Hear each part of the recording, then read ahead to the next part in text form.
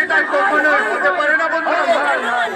আপনাদেরকে নানাভাবে আমরা গণতান্ত্রিক পদ্ধতিতে বারবার হুঁশিয়ারি দিয়ে যাচ্ছি। আপনাদের অস্তিত্ব আপনাদের কাজের মাধ্যমে প্রমাণ করুন।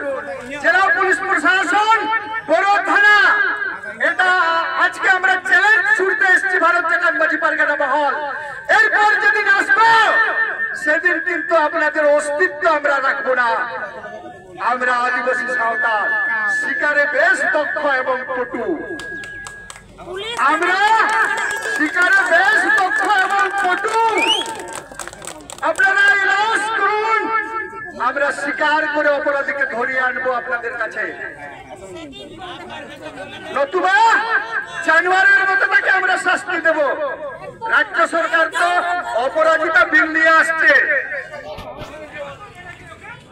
আর এই মানবাজার টু পশ্চিমাঞ্চল উন্নয়ন মন্ত্রী সন্ধ্যা রানী টুডু আপনাকে মনে রাখছে, আপনি শুনছেন তো? বর্ধমানের বিধায়ক রাজীব রঞ্জন সারান মহাশয়, আপনিও আদিবাসী সাঁওতাল পরিবারের, আপনার পরিবারেও রয়েছে মহিলা। আপনি কাচের ঘরে বিলাসবহুলে মত্ত আছেন।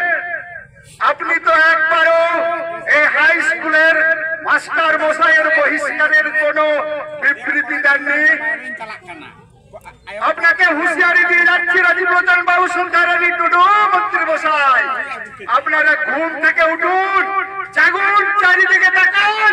আদিবাসী সাঁওতালরা ক্ষিপ্র আজ তাদের মা বোনেদের উপর অত্যাচারের জন্য। আর জস্তি তোমায় রোড পাবো না, নিয়ে রাঙাও বাবু দহ লাগাবো না।